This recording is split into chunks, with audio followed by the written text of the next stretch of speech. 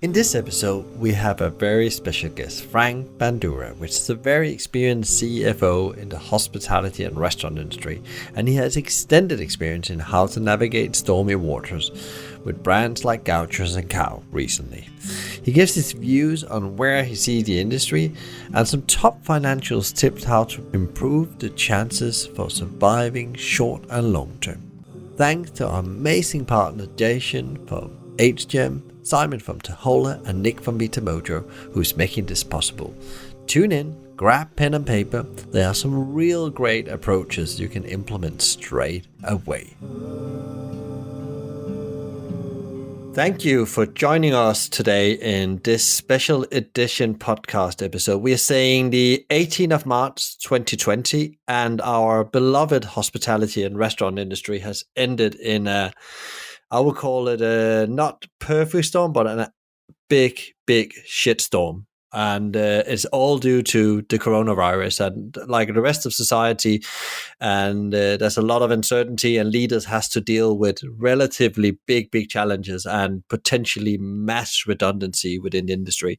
And in today's podcast, I have Frank on the podcast, and he's been, managing through crisis a bit before. But I will let Frank introduce himself. So welcome to the podcast, Frank. Thank you, Michael. So I'm Frank Bandura, and I have worked in senior finance roles within hospitality and leisure for nearly 30 years now. I was part of the founding team at Carluccio's, helping grow that business from 0 restaurants to 120 operating in 7 countries worldwide. But perhaps more relevant to the subject matter today, I have also been CFO at Gaucho and CAU, helping steer that business through an administration, a close down of a brand, and subsequent restructuring and sale to 2 banks. Finally, during the last year, I have set up Walpole Advisory to provide financial clarity and deliver strategic vision through consultancy and interim CFO assignments. If you should give your little analysis of, where do you see the industry, where it is right now, and for many operators, they are like from short-term perspectives, but also, what are the consequences of this on a long-term perspective? What is your view on that? I don't think I'll be saying anything that people don't already know that work in the hospitality or leisure travel sectors. But the short term is certainly very bleak for the sector. As business leaders are being forced to close their business to protect their customers and to protect their employees primarily, but also to manage costs. And I think in the short term, these businesses are having to lay off staff in the absence of direct government support.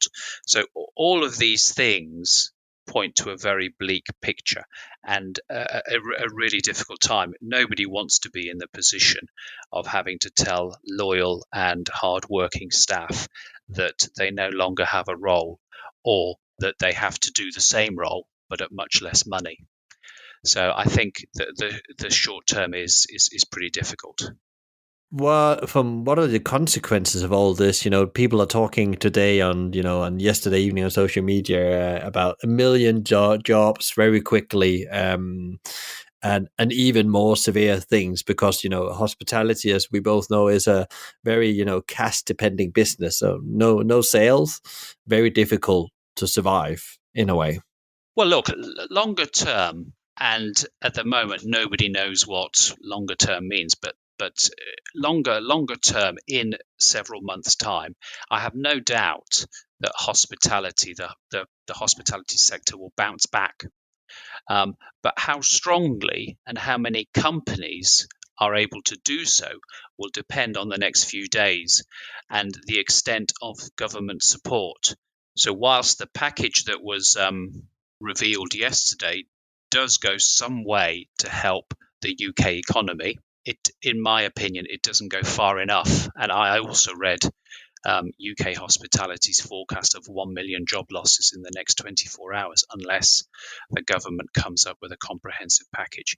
And these are very real decisions and very hard decisions that leaders in the sector have to face right at the moment.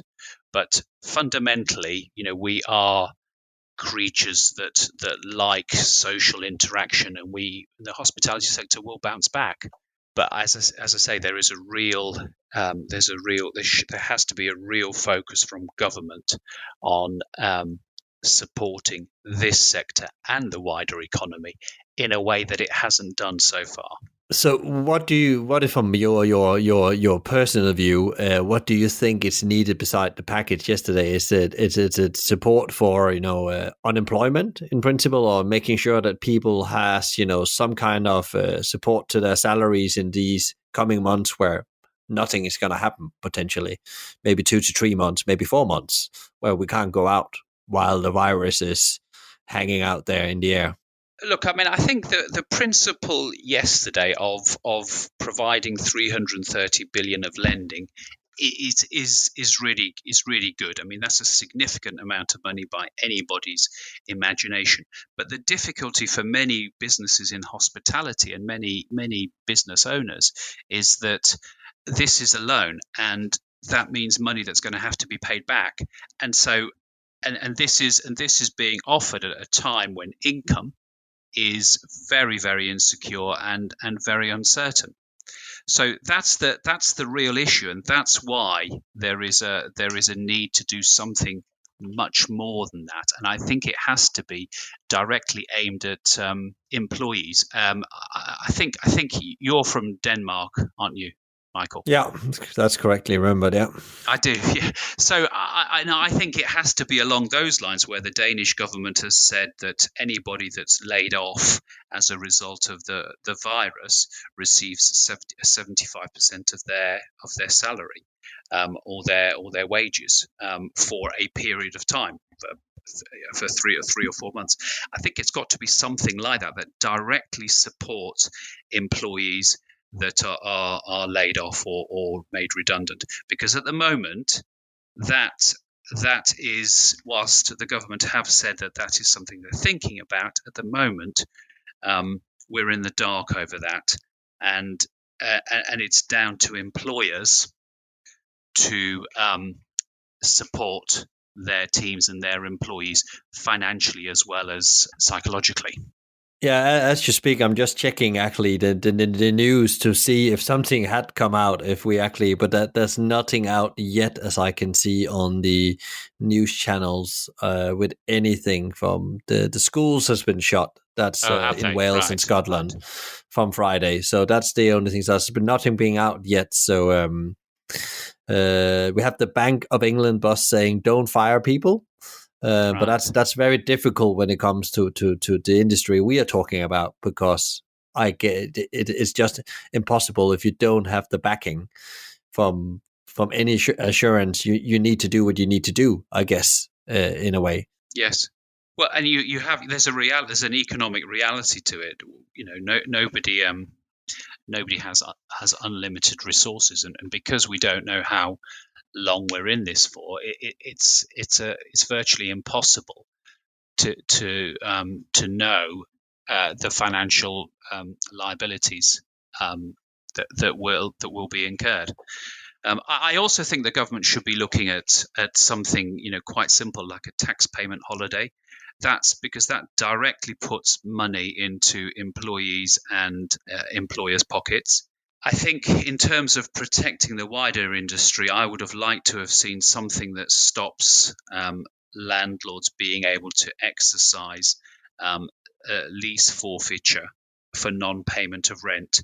So, that's a very, very obvious thing to do, and I think it would be an easy thing for the government to basically, mandate a stay against such proceedings.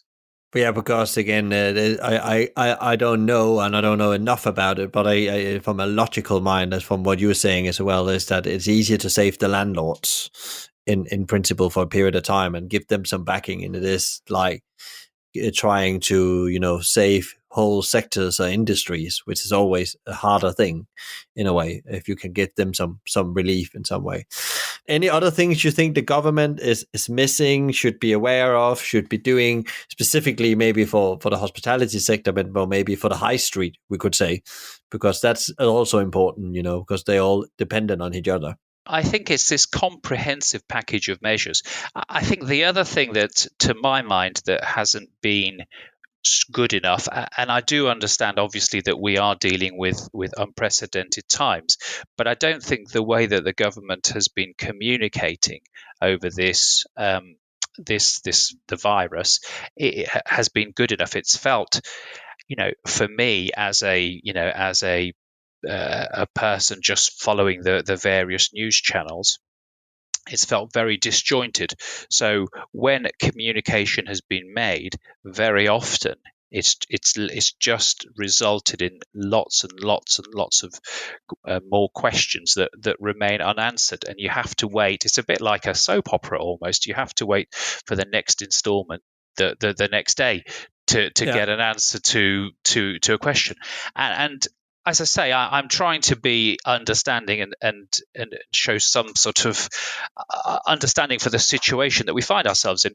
But at the end of the day, this is the government that we've entrusted with running our country, and they have to adhere to higher standards, and the communication has to be better, because at the moment it's not helping with the uncertainty. It's breeding further uncertainty and further doubt and fear, and that's not good. If we walk a bit away from the big picture and go into, say, okay, if you were sitting in an organization today, Frank, and was, in a way you have to advise with, if you had your CFO glasses on, had advice what is the right things to do to managing this situation, what would you do short term? What would be your top advice and thinking? Because I know every business is different and they have different interaction gaps, but what would be your approach, and what would you be saying to the CEO, to the people in the organization? We need to look at things in this way. What would be your approach from the CFO role point of view? Well, firstly, Michael, I think I want to acknowledge that today's business leaders that are having to make these decisions in such unprecedented times, I have the utmost respect for them. But if I was around sitting in the board room at the moment, I would be counselling for a few things. Firstly, I would have already prepared a rolling, detailed, day-by-day cash flow, looking forwards for 3 months. And this is part of my crisis management suite. And this is one of the tools that I employed when we were faced with, for very different reasons, but when we were faced with the possibility of the Gaucho and CAU business going under.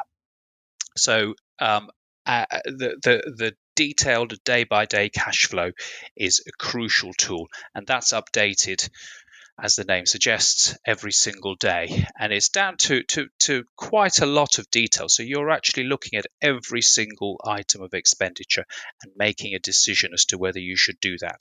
It obviously also tracks your revenue, so to the extent that you have some, it gives you a clear picture for when you will have a cash issue.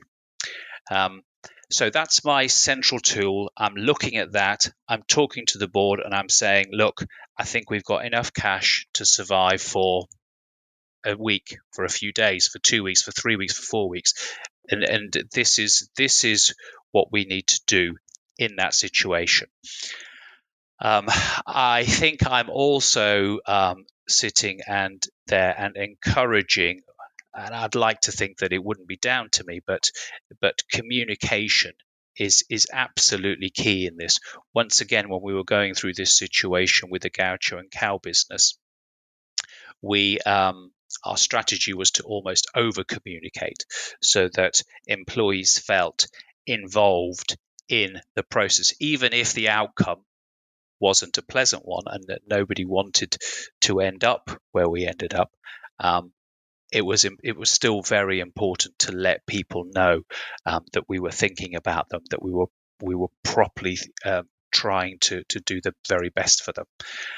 And this also obviously your team is crucial to you, and that's your sort of primary focus. But I would also be saying, look, we have to let other stakeholders in the business know what we're doing. So, for instance, if we were thinking about our rental payment, I think the right strategy is to let landlords know that we will be seeking a rent payment holiday, or we will be deferring rent, or we can offer a turnover rent, or we can offer some sort of payment or not.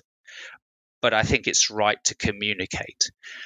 And then, of course, we're also looking with these sort of tools with the communication. In addition, we're also looking to maximize revenue to the extent that it's possible. I mean, some businesses will decide not to, or may find that their business model doesn't lend itself to delivery. But I've heard lots and lots of businesses coming up with quite innovative ideas in terms of delivery. So, I heard one business this morning talking about delivering a Mother's Day lunch and drinks to its customers. It's that kind of thing. I think, I've also heard lots of businesses talking about gift cards and appealing to their sort of loyal customer base to buy gift cards, click and collect. At the same time, you and it's difficult to have this conversation without considering how do you minimize costs. And in that, one of my sort of tools in that is, when you're faced with this crisis situation, is you cancel all of your direct debits, you cancel all of your standing orders. Nothing goes out of the business without a senior person approving it or viewing it, and that does mean that there is much more administration, but it's the only way to try and manage and continue the business through this very sort of difficult time. So those are the short-term things that I'm doing. Slightly longer term, and this is quite a big thing of mine. Don't wait for permission to save your business. We're all quite used to operating within a set of rules, a certain framework. It's what makes our society what it is. But in this situation, in desperate times, the right strategy, I believe, is to explain to people the situation, explain to them what you're going to do, and hopefully you will get their approval or their agreement. But don't wait for that, because if you do, you might not have a business. So if we take landlords, for instance, I think the right thing to do is to say, at the moment I'm going to have to defer my rent, or I'm going to be seeking a rent holiday, but don't wait for a response, don't wait for permission, because, as I say, it might be too late. And then finally, on my sort of longer term view, and I think I said this earlier in the podcast, I do believe that the hospitality industry will come back and will bounce back, it will rebound. And so the question is, we don't quite know when.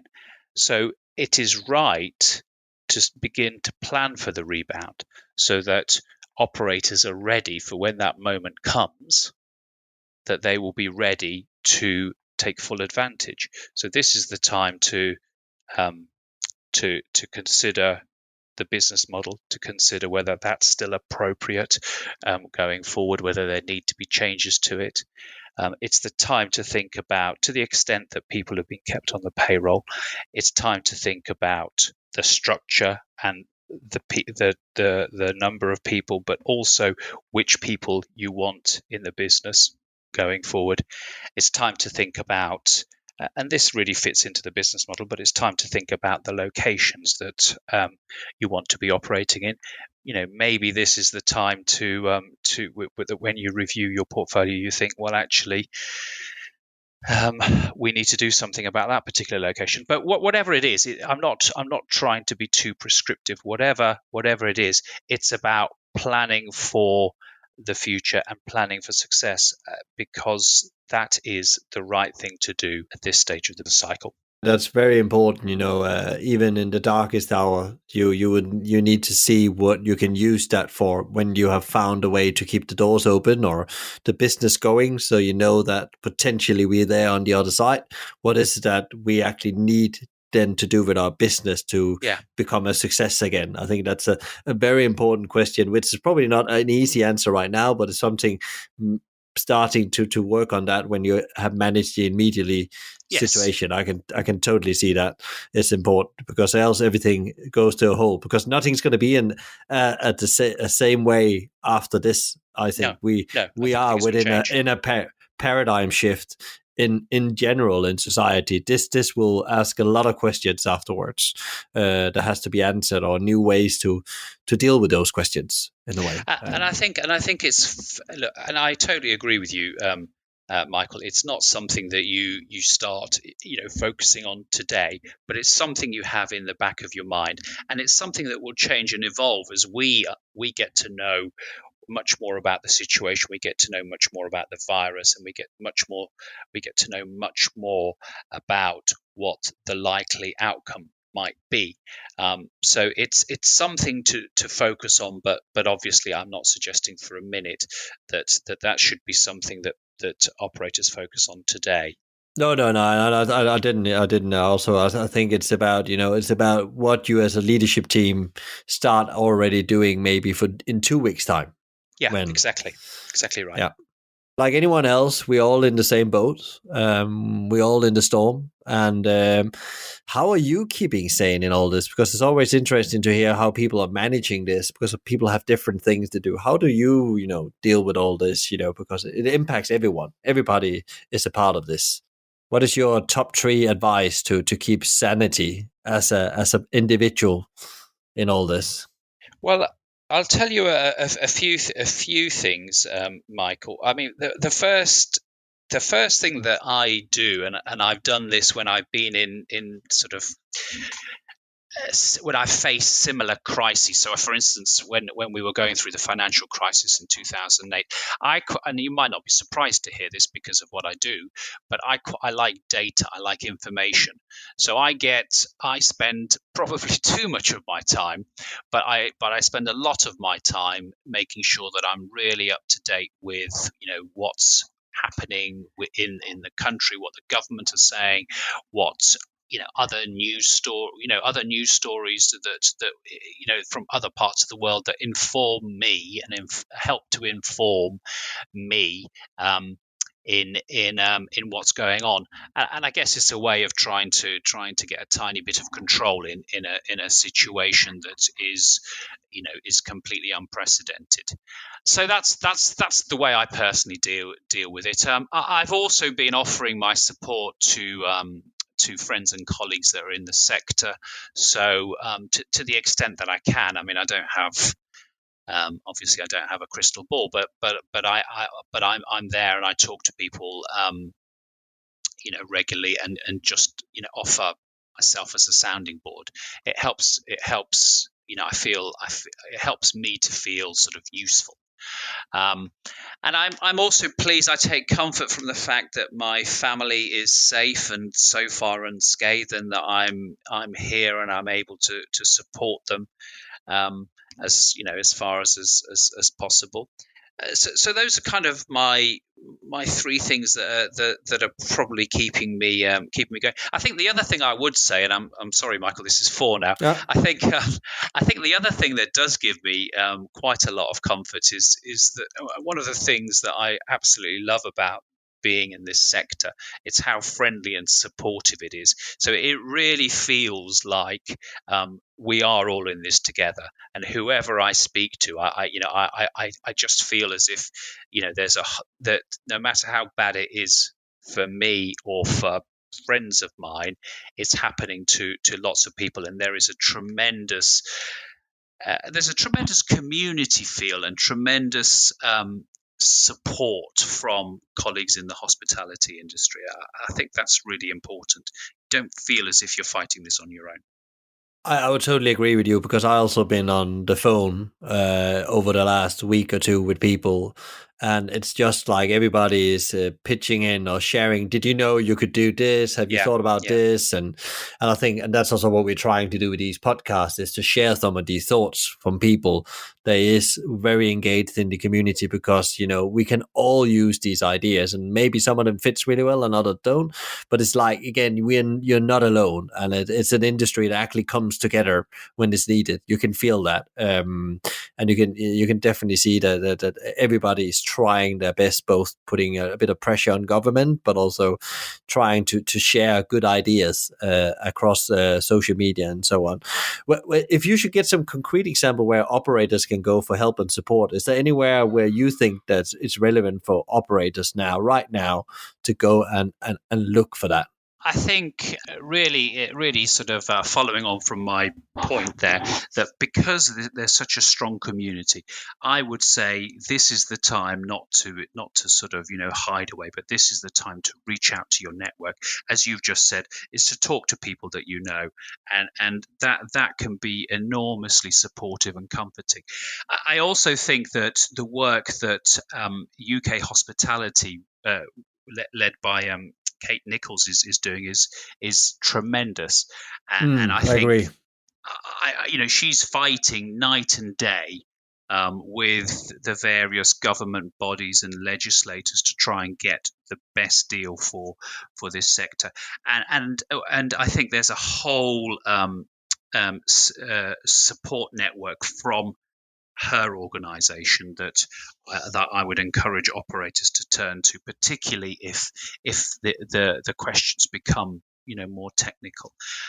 I think also, so we've talked about the hospitality, the network, we've talked about UK hospitality, but I would also reach out to the various people outside hospitality that, like your bank manager, and I would also I would reach out to them, because they are going to be at the front line of delivering some of these initiatives that the government has promised. So I would make sure that if the right thing for your business is to borrow money, then you're how to get hold of that.